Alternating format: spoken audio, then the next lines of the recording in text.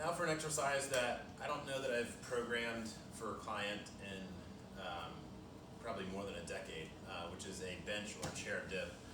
The reason I don't usually program this is it's too easy for things to go wrong in that shoulder joint.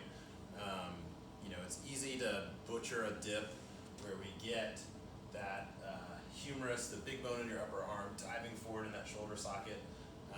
It's just, to me, there's just a lot safer ways of executing this movement, or I should say, there's a lot safer ways of targeting the triceps when you have access to a lot of equipment than to do a bench dip of this variety. Even dips like on a set of like parallel bars, I think would be a safer option than these. But you can do these safely.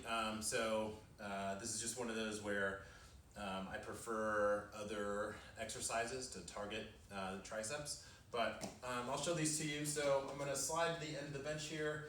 Again, you could use a chair at home. And then I'm going to dip down, being careful not to allow my shoulder to collapse. And then extend at the top, squeezing those triceps at the top.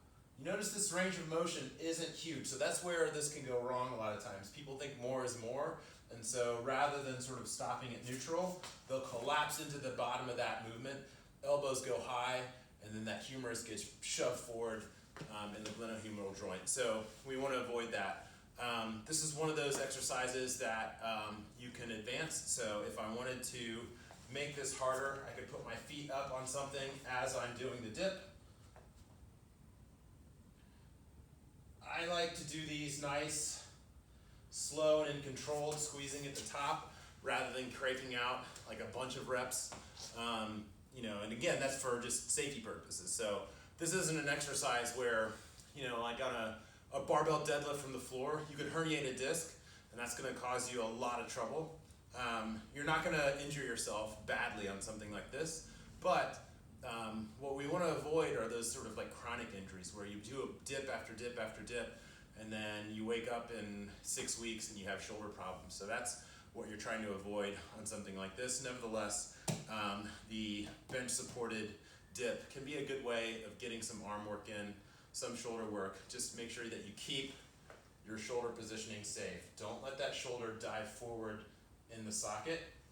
This is an excellent one for you to video yourself to check on your form and make sure you're keeping yourself safe. So that's the bench supported dip.